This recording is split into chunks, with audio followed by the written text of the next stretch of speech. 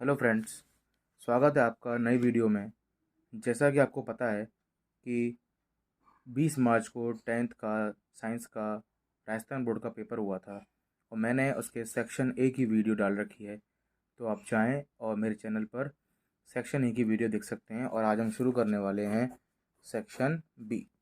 देखिए, first question है, short answers हैं, फोर्थ नंबर क्वेश्चन है क्योंकि 1 2 3 सेक्शन ए के थे।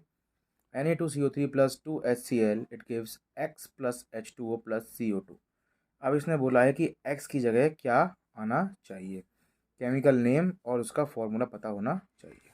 देखिए, X की जगह आएगा NaCl, 2NaCl, NaCl यानी कि सोडियम क्लोराइड, जिसको हम देशी नॉर्मल भाषा में अपन बोलते हैं कॉमन सॉल्ट।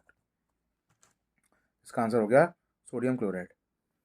अगला क्वेश्चन है, metals are good conductors of electricity, draw the systematic equipment used for laboratory testing of above statement. हमें ये पता है कि मेटल जो है वो गुड कंडक्टर ऑफ इलेक्ट्रिसिटी होते हैं और हमें इसी को सिद्ध करने के लिए लेबोरेटरी टेस्टिंग करनी है कि ये सही है या नहीं, और उसका इक्विपमेंट हमें बनाने हैं। तो देखिए, हमने एक वो बनाया है सिस्टम जो आपकी एनसीईआरटी में दे रखा है। इसमें बैटरी है, बल्ब है, की है और 2 टर्मिनल है। हमें ये पता है कि जो करंट है वो पॉजिटिव टू नेगेटिव बहता है।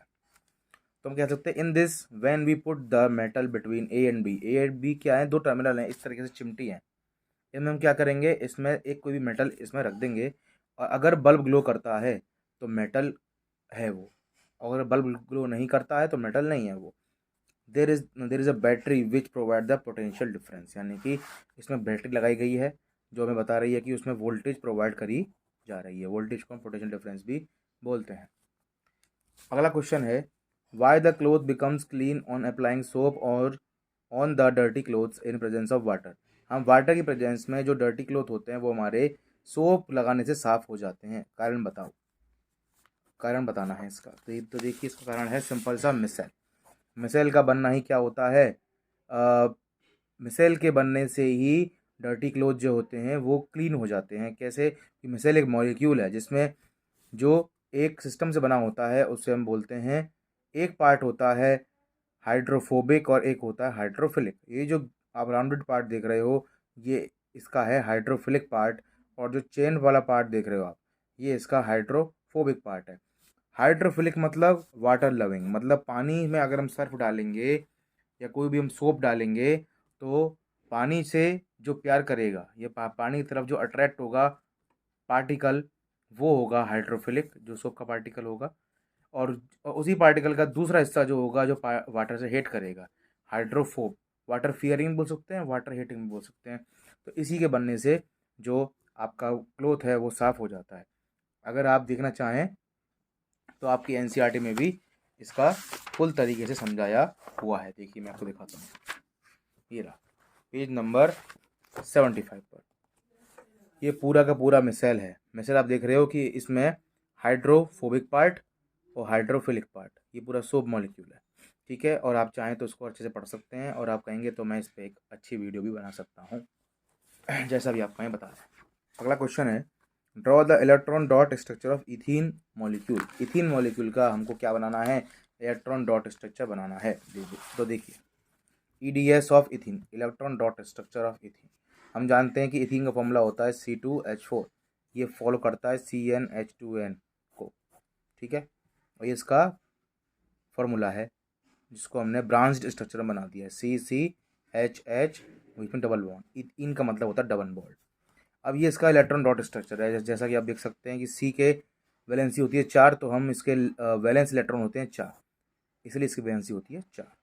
तो C 1 2 3 4, C 1 2 3 4। ठीक है, हमें इसको कॉपी करना है। H की वैलेंसी होती है 1, तो H में देखिए 1, इसका H का 1, इसका 1, इसका 1, इसका 1। तो देखिए, और हमें पता होता है कि हमें ऑक्टेट पूरा करना होता है। ऑक्टेट मतलब 8 हमें उसमें इलेक्ट्रॉन डालने होते हैं लास्ट शेल में, जैसा कि आपने क्लास 9th में पढ़ा होगा। देखिए, सी का 1 2 3 4 5 6 7 8 कंप्लीट, 1 2 3 4 5 6 7 8, इसका भी कंप्लीट। एच का 1 है तो उसमें 2 होने चाहिए।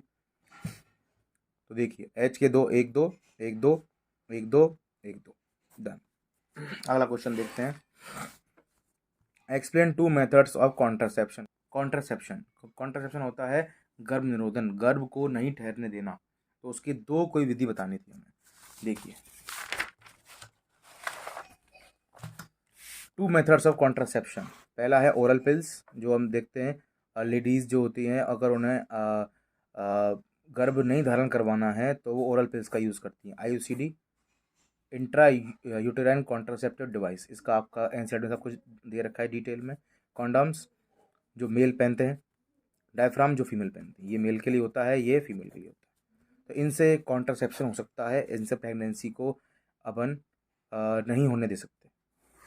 अगला, draw a line diagram showing inheritance of traits up to F2 progeny between pure tall and pure short. Pure tall मतलब capital T and pure short यानी कि स्मॉल टी। इन दोनों के बीच में हमें एक इनहेरिटेंस लॉ का एक क्रॉस कराना है और हमें F2 प्रोजेनी तक पहुँचना है, नहीं यानी कि हमें F2 जनरेशन तक पहुँचना है। तो देखिए, प्योर टॉल, प्योर डॉर्फ या प्योर शॉर्ट, जब ये रिप्रोडक्शन करते हैं तो क्या होता है, ये दोनों अलग अलग हो जाते हैं गैमीट्स।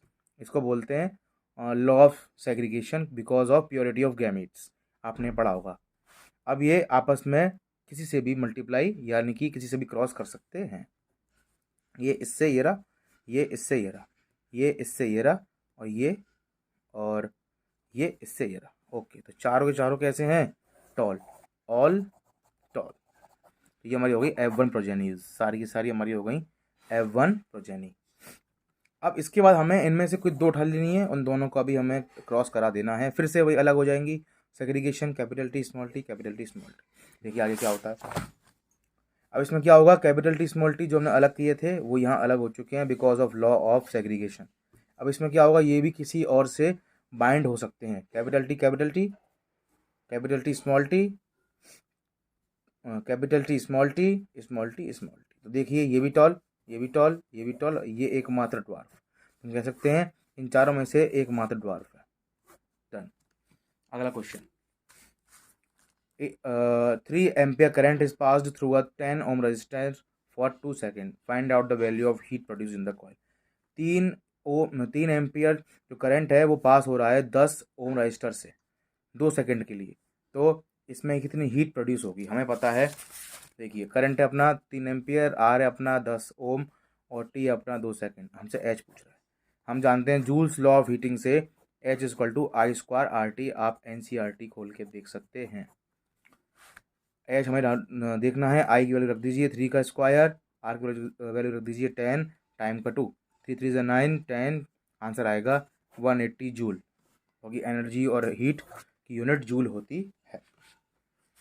अगला क्वेश्चन देखिए, find out the equivalent resistance between the points A and B in the following circuit. A और बी के बीच में हमें इक्विवेलेंट यानी कि टोटल रेजिस्टेंस निकालना है। देखिए, ध्यान समझना, इसको मैं R1 बोल देता हूँ, इसको R2, इसको R3 और इसको R4, तो हम समझ पाएंगे। हमें टोटल R निकालना है, R1, R2, R3, R4। हमें पता है कि R1 से हम कोई छेड़छाड़ नहीं कर सकते क्योंकि इसमें कोई दिक्कत नहीं। हमें R2 और R3 जोड़ के उनका एक रेजिस्टेंस बनाना है। तो R2 हमारा 3 है, R3 हमारा भी 3 है, 3 3 6 ओम। तो हमारा, इसको मैंने A बोल दिया क्योंकि हमें आगे जाके भी इनको समझना है। A हो गया, तो हमारा इसका हो गया 6, इसका हो गया हमारा 6 ओम, इसका हो गया हमारा 6 ओम। अब हम क्या करना है, इसका आ गया, अब इसका है हमारे पास पहले से 6, तो अब ये भी 6 है, ये भी 6 है, दोनों हैं आपके पैरेलल में। तो मैं पैरेलल में RA और R4 को पैरेलल में हमें जोड़ना है। तो देखिए आप 1/6 प्लस 1/6 1/RB, इसको मैंने दोनों को RB बोल दिया। उसका LCM करेंगे 2/6 आएगा, तो इसको हम रेसिप्रोकल कर देंगे, तो आंसर आएगा 6/2 और RB/1। तो 3 इज इक्वल टू RB, तो RB हमारा आ गया 3। तो हमारा कितना आया टोटल, ये 3 था और इसका पूरा 3 आ गया, 3 और 3 6। टोटल हमारा जो रेजिस्टेंस आया यानी कि इक्विवेलेंट, वो हमारा आ गया 3 ओम। अगला क्वेश्चन,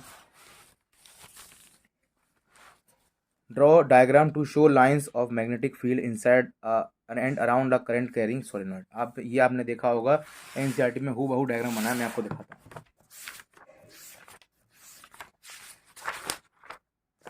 देखिए ये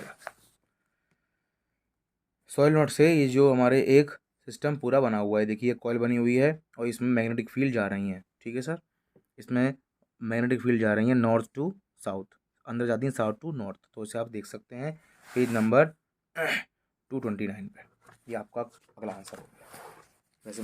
वैसे मैंने बना दी थी, तो आप देख सकते हैं इसमें भी। अगला देखिए, draw magnetic field lines of bar magnet. और बार मैग्नेट की हमें मैग्नेटिक फील्ड लाइन बनानी है। देखिए हमें ये पता है ये साउथ है या नॉर्थ है, नॉर्थ टू साउथ ही मैग्नेटिक फील्ड ट्रेवल करती है, north to south, north to south, north to south, north to south. अगर और बड़ी होगी तो ये यहाँ पहुँचेगी, ये बड़ी होगी तो ये यहाँ पहुँचेगी, ये बड़ी होगी तो ये यहाँ पहुँचेगी, ये बड़ी होगी तो ये यहाँ पहुँचेगी। कितनी भी बड़ी हो सकती हैं। और इसके लिए आपका एनसीईआरटी में भी डायग्राम दे रखा है, मैं आपको दिखाता हूँ। ये पेज नंबर 225 पे आप देख सकते हैं। अगला क्वेश्चन देखते हैं। Explain 2 ways to managing the garbage problem. हमें पता है कि हमने बहुत सारे वेज निकाले थे, तो अगला जो क्वेश्चन है उसमें ये पूछ रहा है कि गार्बेज प्रॉब्लम को कैसे मैनेज किया जा सकता है। तो देखिए हमारे पास बहुत सारे तरीके हैं, landfill, recycle, compost, incineration. Incineration मतलब होता है जलाना, कोई भी आपका कचरा उसे जला दो, तो ये आपका एक मैनेज है, पर ये मेरे अकॉर्डिंग सही नहीं है हर जगह। कंपोस्ट आपको पता ही है, बहुत सिंपल तरीका कंपोस्ट बनाने का। रिसाइकिल जो बार बार यूज़ हो जाए। लैंडफिल कोई भी ऐसा जो बायोडिग्रेडेबल सब्सटेंस है उसे हम लैंड के अंदर भी दबा सकते हैं। इन्हें हम एक्सप्लेन कर देंगे, हमें नंबर पूरे आ सकते हैं। अगला question, describe in brief through trophic levels of food chain. Food chain में ट्रॉफिक लेवल होते हैं, उन्हें एक एक करके हमें डिस्क्राइब करना है। देखिए ये आपका ट्रॉफिक लेवल है। नीचे वाला जो होता है वो प्रोड्यूसर होते हैं, यानी कि प्लांट्स जो हमारे लिए फूड प्रोड्यूस करते हैं। इससे ऊपर होते हैं कंज्यूमर्स, सारे कंज्यूमर ही होंगे। तो जो पहली बार कंज्यूम कर रहा है वो प्राइमरी कंज्यूमर, जो इनको खाएगा वो प्राइमरी, जो प्राइमरी को खाएगा वो सेकेंडरी, सेकेंडरी को जो खाएगा वो टर्शरी, और इनके ऊपर भी टॉप आते हैं। ठीक है, तो इसको भी आप एक्सप्लेन कर सकते हैं, कोई दिक्कत नहीं है, एनसीईआरटी में आराम से दिया हुआ है।